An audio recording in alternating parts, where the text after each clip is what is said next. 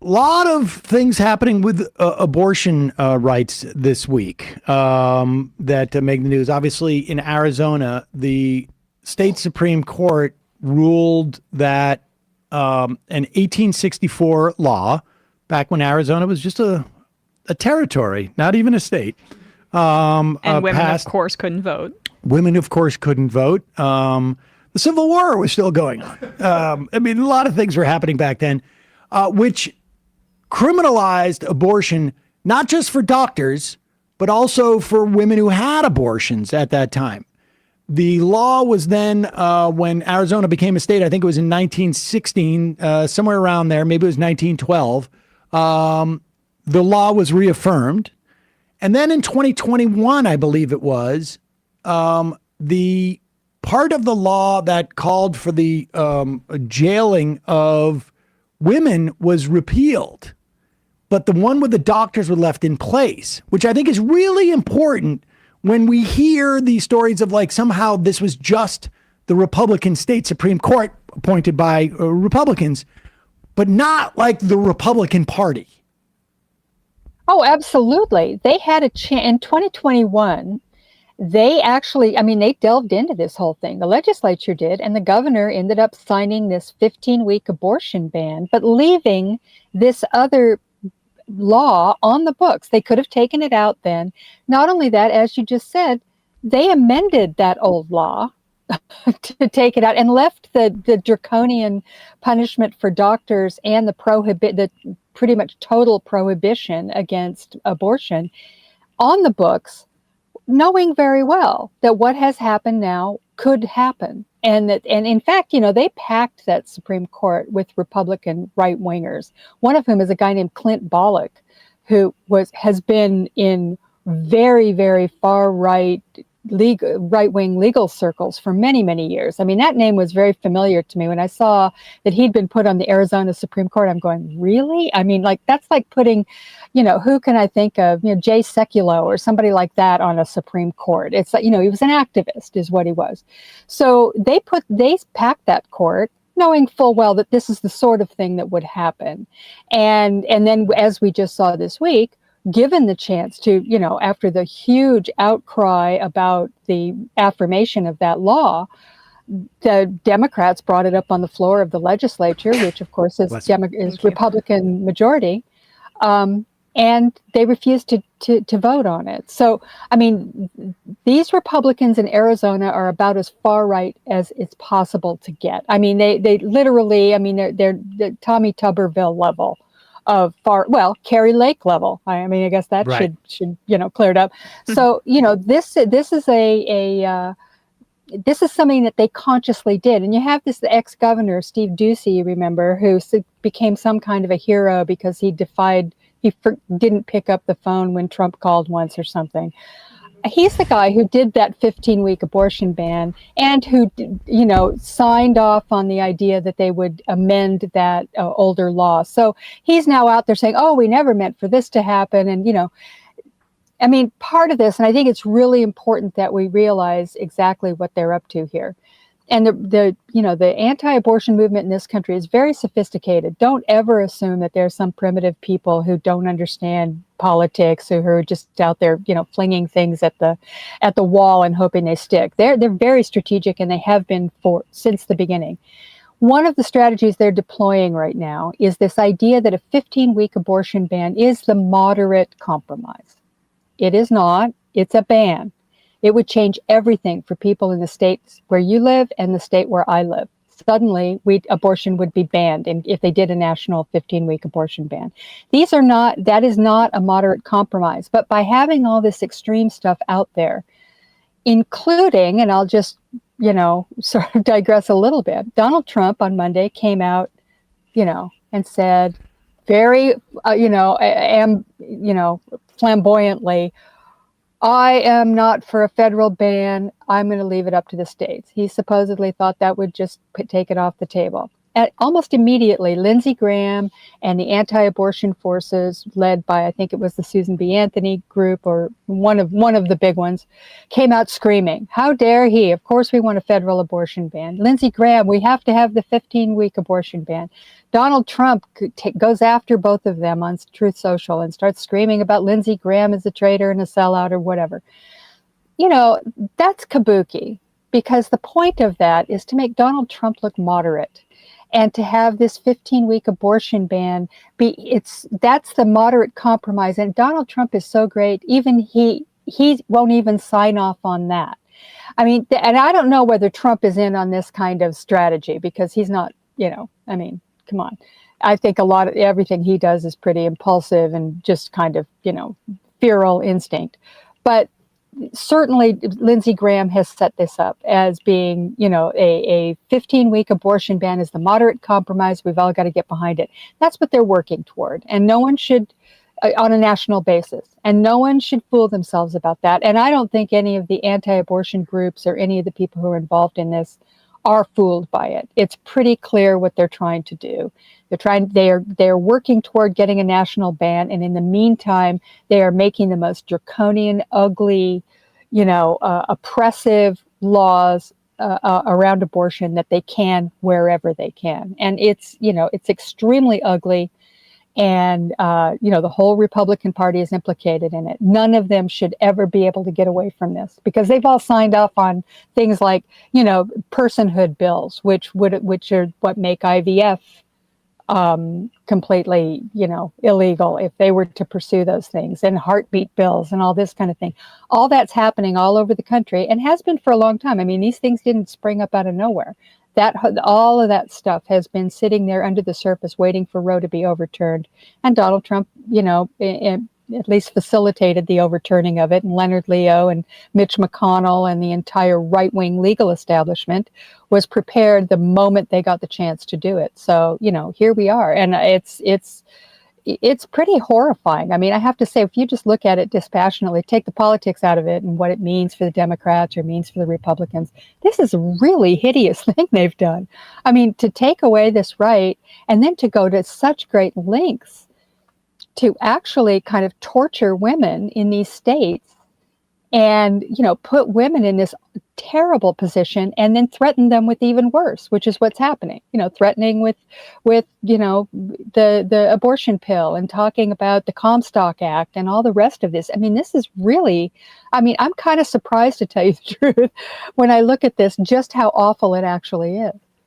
Well, the point you made about this being, obviously just like the Republicans more broadly, people forget this, but as recently as 2019, Liz Cheney. Nice. Sorry, that might have been the first time. I don't always. That's why I was looking at him like Liz Cheney.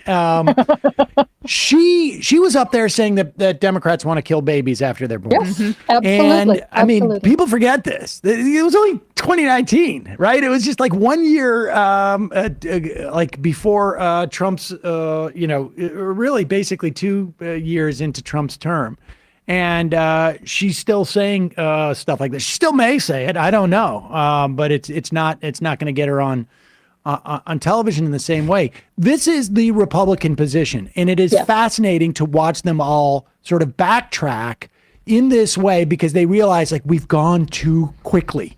Here is Donald Trump.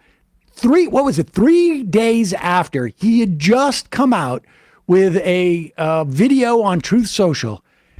It's up to whatever happens in the state. We're going to let it happen in the state. I'm not for a ban. Here it is. I have no position on it. I've never heard of abortion or anything that he does that video. And now here he is, 3 days later, basically saying the opposite. Here it is. Did Arizona go too far? Yeah, they did, and that'll be straightened out. And as you know, it's all about states' rights. That'll be straightened out. And I'm sure that the governor and everybody else are going to bring it back into reason, and that'll be taken care of, I think, very quickly. What do you think about Florida? Florida's probably maybe going to change also. See, it's all about the will of the people. This is what I've been saying. It's a perfect system. So for 52 years, people have wanted to end Roe v. Wade to get it back to the states. We did that. It was an incredible thing, an incredible achievement. We did that, and now the states have it, and the states are putting out what they want. It's the will of the people. So Florida's probably going to change. Arizona's going to definitely change. Everybody wants that to happen. And you're getting the will of the people. It's been pretty amazing when you think. Okay, so just to be clear, it's up to the will of the people in the states. And I don't think that what they did is right and they should change it. And they're going to change it, except for it turns out they're not going to change it. And in fact, it turns out that the change that he's talking about that he wants is actually they changed it the other way. They had the opportunity 3 years ago to change it, and they specifically didn't change it. And so change states' rights, and I did Roe v. Wade. That's what the message is. Well, it is. And by the way, he's also saying, and so that's the end of it. We don't have to talk about this anymore. This is over. I solved the problem. States' rights, states' rights, states' rights. And so everybody can just relax. That's what everybody wanted. And I gave them what they wanted. You know, this is delusional on his part, you know, but what isn't?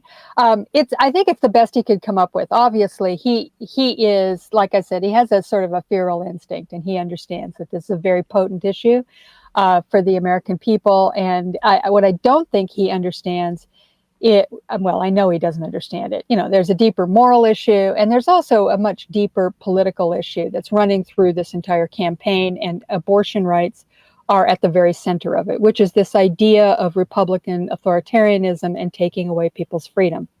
And this is the singular issue that we can point to that shows exactly what that means in people's lives. And it is, you know, these stories of women who are, I mean, this isn't just about, you know, somebody going to get an abortion. It's about women being denied, you know, necessary medical care to preserve their health and their lives, because nobody knows what any of this stuff means. And in the end, it's that, you know, they're basically saying, well, you know, if women have to die, they just got to die, because that's how it goes. You know, we just, this is what we believe, and this is what we're going to do. And I think that's becoming, or it has become instinctively very clear to, you know, most Americans. If you look at the polling, support for abortion rights has gone up. It's not going down. Even amongst Republicans. Yes.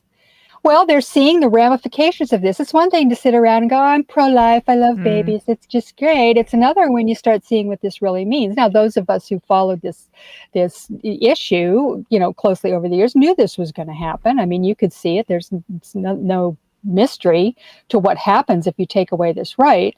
But for a lot of people, it was just something they could easily kind of, you know, say, oh, well, I have problems with it, and I just, you know, I'm pro-life. It was an easy thing to say. Now it's not so easy. And people are becoming, I think, you know, educated just on the basis of what you see every day. I mean, right. I think anybody instinctively knows that forcing 10-year-old, you know, rape victims to give birth to their brother is immoral and disgusting. And the idea that anybody would say that that's okay, and not only is it okay, it's, you know, affirmatively a good thing, because, you know, all babies are good. And you have people like, I think it was the Attorney General in Indiana, who wanted to prosecute the doctor who actually gave the abortion to the 10-year-old from Ohio, referencing that case that happened a few months back. I mean, this is the kind of thing that just even, you know, Republicans who aren't complete zealots on this issue can kind of go, you know, and certainly an awful lot of women understand the incredible, you know, horrible ramifications of having this whole kind of vagueness around what, you know, abortion and miscarriage. And, you know, they arrested a woman. I think it was also in Ohio. Put her on trial for not disposing of her miscarriage properly. Yes. I mean, this is the kind of thing that makes women just freak out, and it should. You know, this isn't Margaret Atwood here. This isn't Handmaid's Tale. This isn't a dystopian novel. This is stuff that's happening to real people in America. And, you know, Donald Trump can sit around all he wants and say, well, it's left up to the states. It's left up to the people. Well, apparently it's left up to the people, except for women who are pregnant. Those people don't get to make a choice on this. They don't get to decide. It's also not up to the people. It's completely a lie, because the only way that they're able to enact these laws is without the will of the people. I mean, they have to go and resurrect these zombie statutes, as abortion advocates are referring to them, whether it be the Comstock Act when they're trying to crack down on mifepristone, or whether it be this 1860 era law in Arizona, right? Like if this was a direct democracy fight on the ballot, which it's going to be in Arizona and Florida now, right? Although in Florida you need 60%, they lose. So they have to do undemocratic things to achieve the ends that they want. Right. And that's another good example of how this issue it symbolizes what's happening with the Republican Party and how they are approaching, democracy and our electoral system in general. I mean, that is a good example of how they now see themselves as a minoritarian party, exerting their power in whatever way they can, by any means necessary. Programming note: we're going to have, I think, Ari Berman, who's just written a book on that. I can't wait to read it. I've just started it, and it's I mean, he's written about voting rights, but putting that aside for a moment, the other thing that I think that people have become increasingly aware of too is the lie that is the exceptions to these laws. Because the Biden campaign put out an ad actually about that very topic, where a woman went in. I can't remember the specifics of her case, but they would not perform an abortion. The doctors would not perform an abortion on what they knew was ultimately going to be a miscarriage. But the longer it was allowed to exist inside this woman, the more danger to her. And she almost died twice of sepsis. She may or may not be able to have to conceive again because of the damage to her uterus. And the people see in practice that you can say exceptions, but you're not going to get a case resolved about rape within 16 weeks or very often 40 weeks for that matter. You're not, there's no, red light that pops off at the top of someone's head when they're, close to death or they're within risk. And there's no way of assessing. I mean, even if these laws said like there has to be a 30% chance of risk or a 60% chance of death, I should say, or an 80% chance of death or a 10%, which of course they don't. But there's also like, how do you, that's a vague estimate that you can't really make in that moment. And so people understand that like in practice, these exceptions are really just fig leaves. And the only, and again, that was a good ad by the Biden administration. The only problem I had is, and I understand the intensity of beating Trump, but it's a Republican problem. It's not just a Trump thing. Right.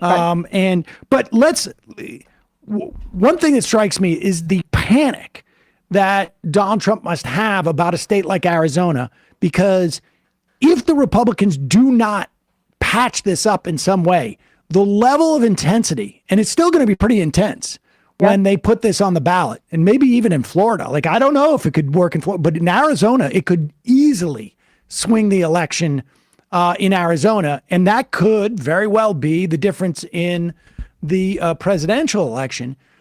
He's going to be freaking out about the fact that this is on the ballot, and the most extreme iteration of a dispossession of people's individual rights is going to be voted on, like directly. He's going to be terrified of that.